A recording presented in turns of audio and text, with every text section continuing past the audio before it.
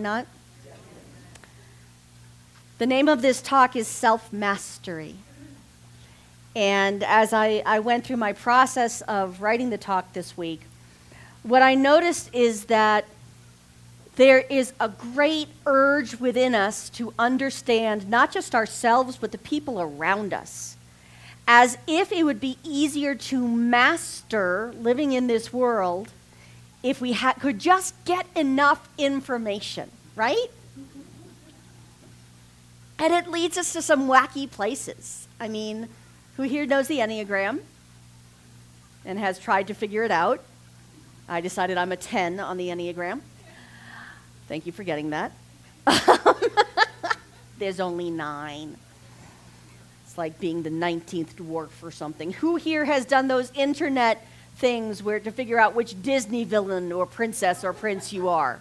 As if that's going to open up the secrets of the universe and make your life make sense.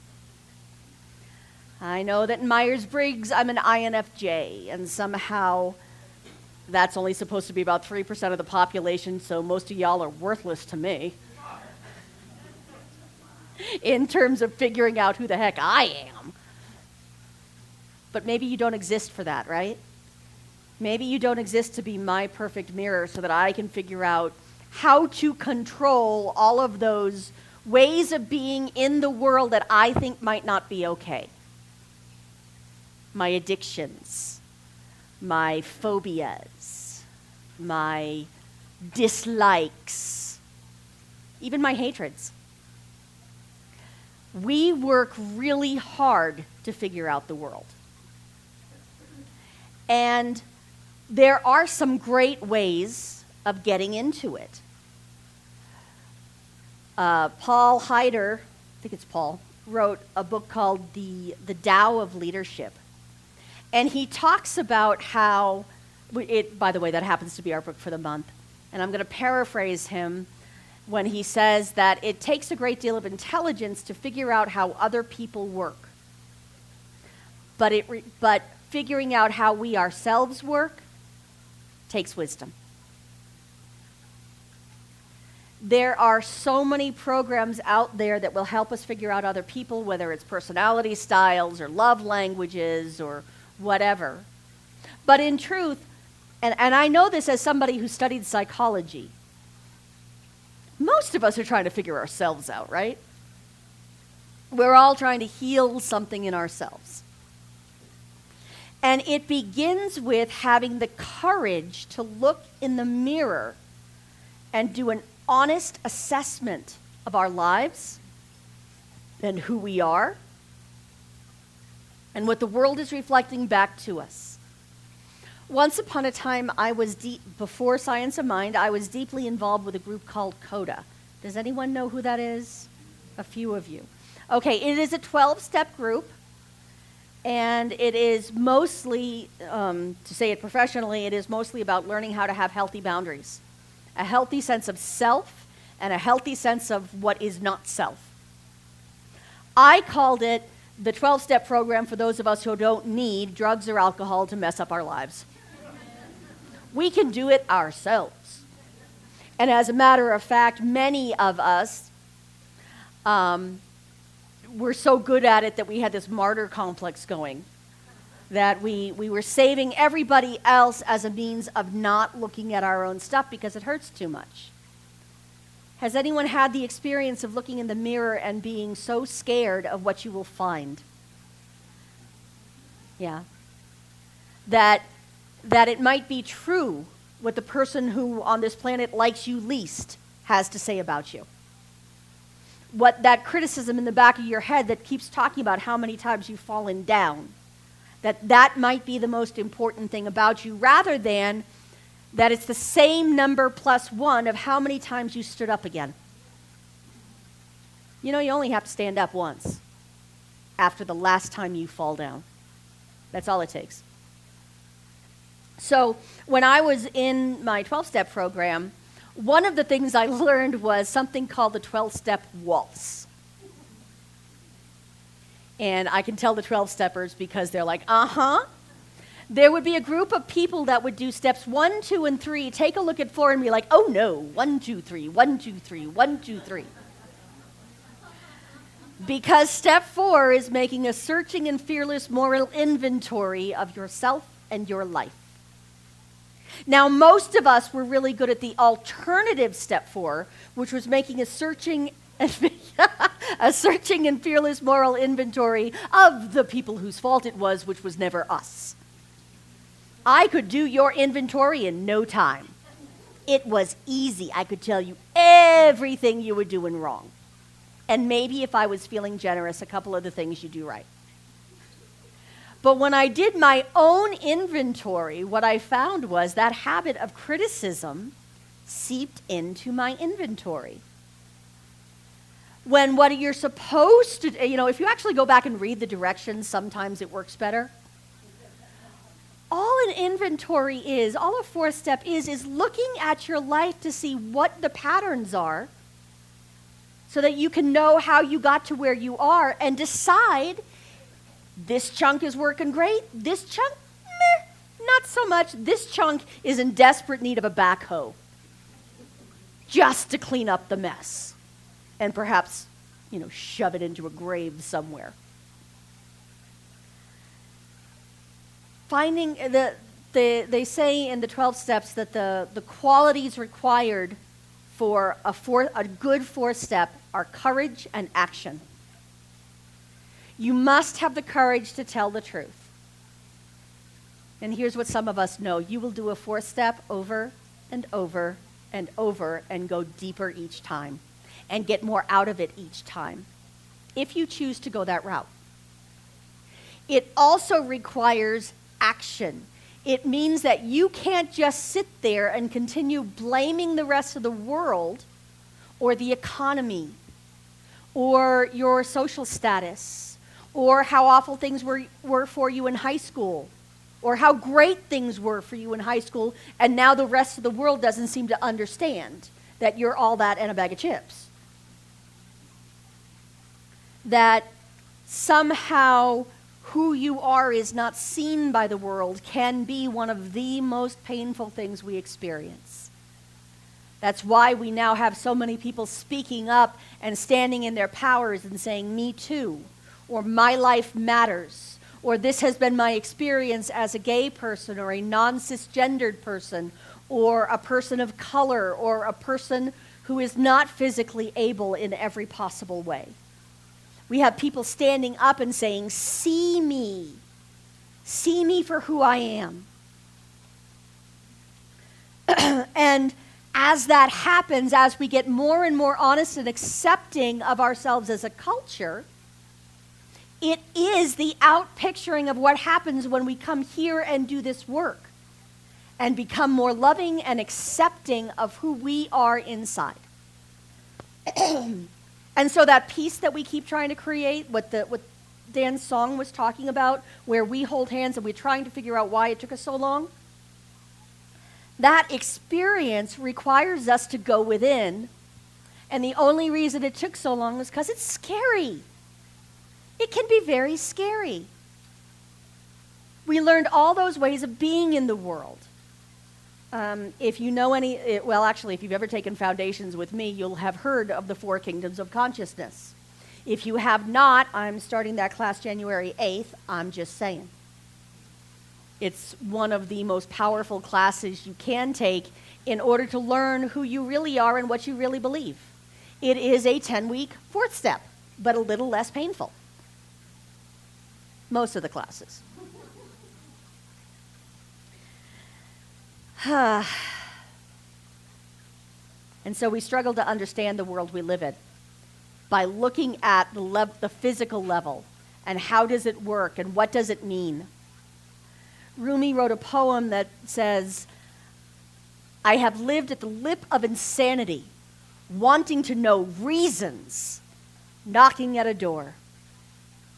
The door opens.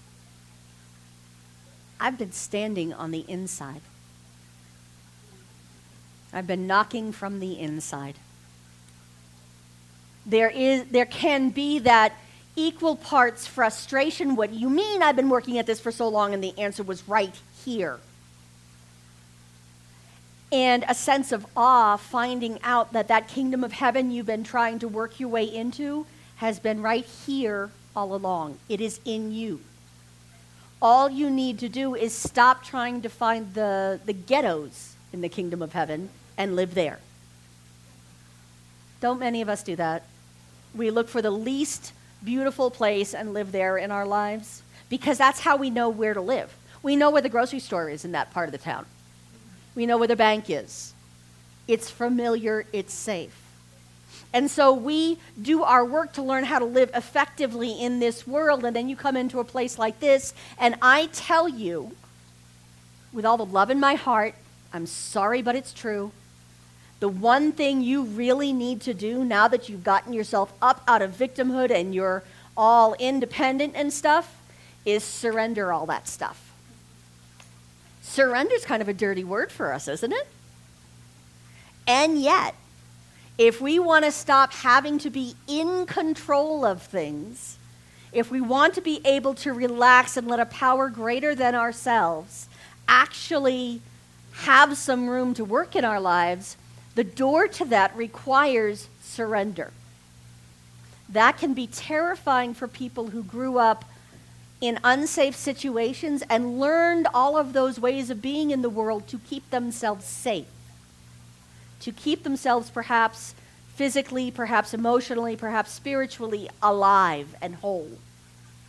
So all you have to do is give all of that up. No problem, right?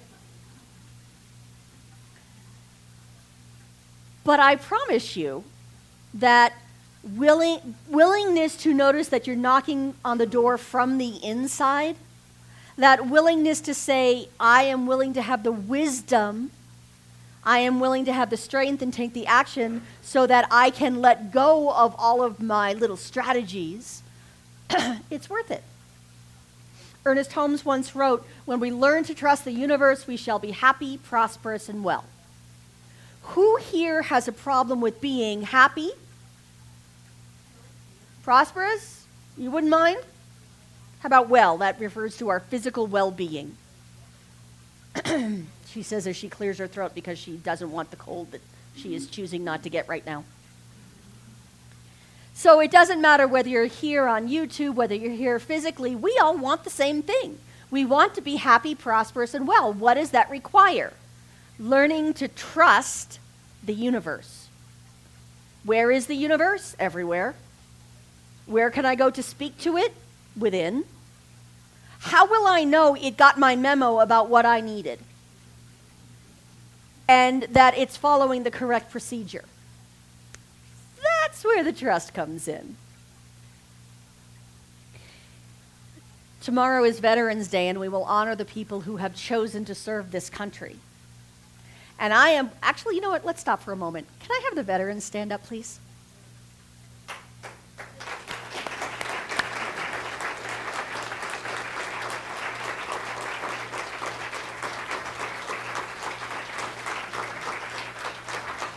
Thank you for your service.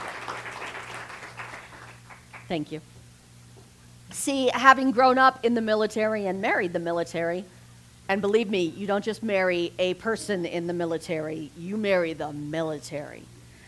And really, it is a whole different world. But what I've learned is that it's not so much that these people are willing to die for their country, they're willing to live for it.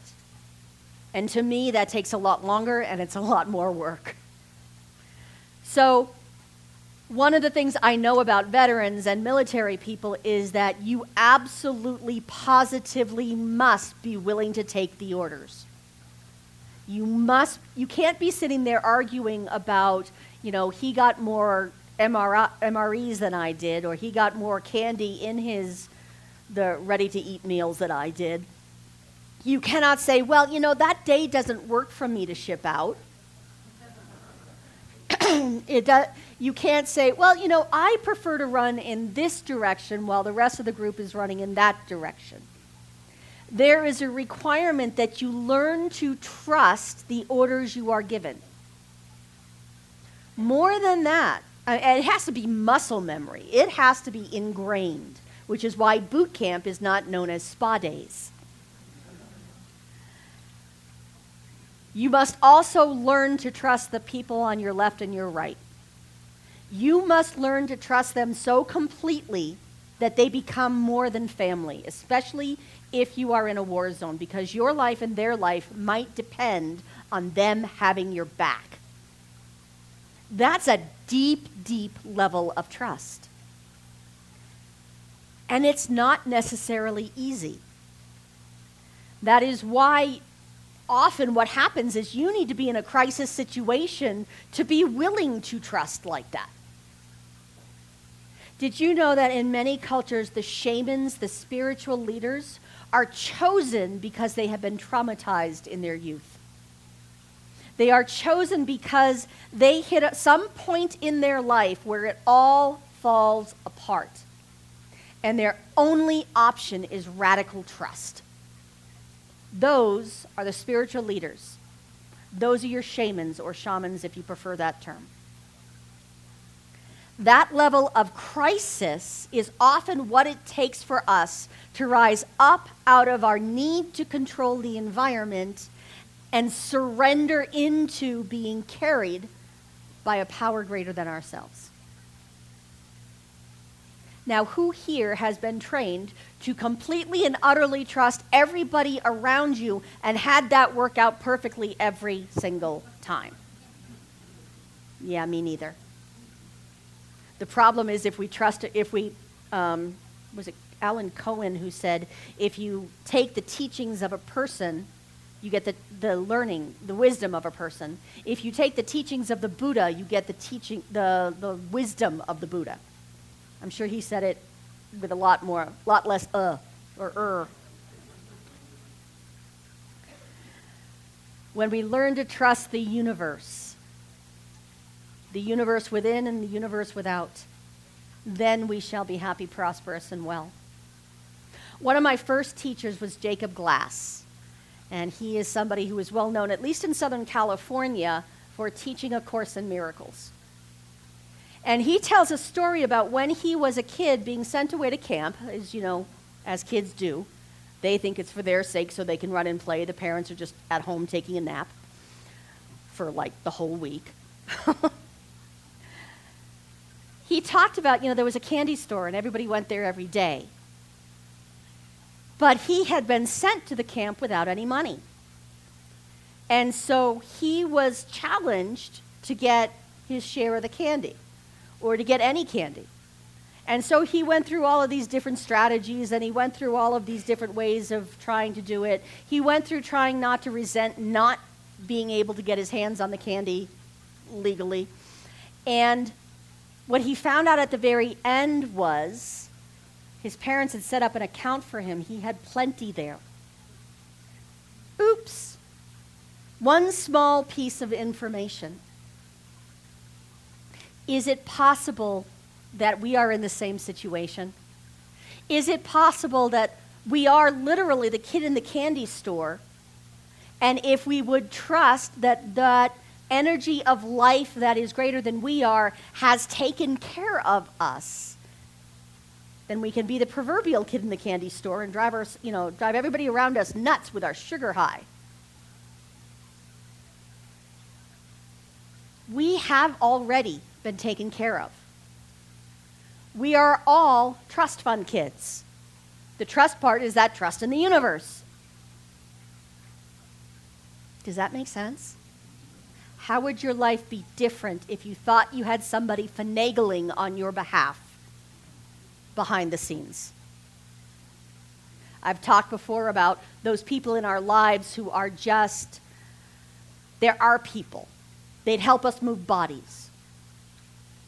My Thea would have not only helped me move the body, but given me praise on how well and neatly I killed the person. Okay, maybe not. We'll never find out, thank you, God. My Nana did another version of that for my sister. All of a sudden, we're sitting there at dinner, and my sister's in trouble because she won't eat her peas. Suddenly, Nana had jobs for Mom and Dad in the other part of the house. And while they were gone, she ate all the peas. Nana ate all Kelly's peas. Dad knew it was up. He thought it was funny, so he went along with it. But Spirit is the one eating your peas for you. Spirit is the one who will absolutely rearrange the universe at a molecular level so that you are okay, so that you have what you need, so that all you have to do is be willing to trust it. And yes, I know it's hard. That's why we have practitioners to help us. That's why we come here and practice using the tools together. Nobody's going to be perfect at it the first time. Why? Because the rest of us will be jealous. I know many of you have that perfection within you. But we've learned to kind of not shine our light too brightly because other people will get upset. Yes? I'm asking you to let that light shine. And rather than think that other people will get upset or feel less than, remember that what that means is they have that light in them too. And you're giving them an example of how to be in the world such that they will be happy, prosperous, and well. The truth is, we are knocking at a door. The truth is, we're knocking from the inside. And the most powerful being in the universe as a whole, is pushing on the door. We just need to let it open. That is true self-mastery. True capital S self-mastery requires us to stop being in control and stay in surrender. It's a little mind-bendy, yeah? It's a little bit counterintuitive. And yet it is the truth. It is the absolute truth of who we are. And so I invite you this week to see what happens if you let God eat your peas. Yes? Okay, so let's pray that into being. And I pray from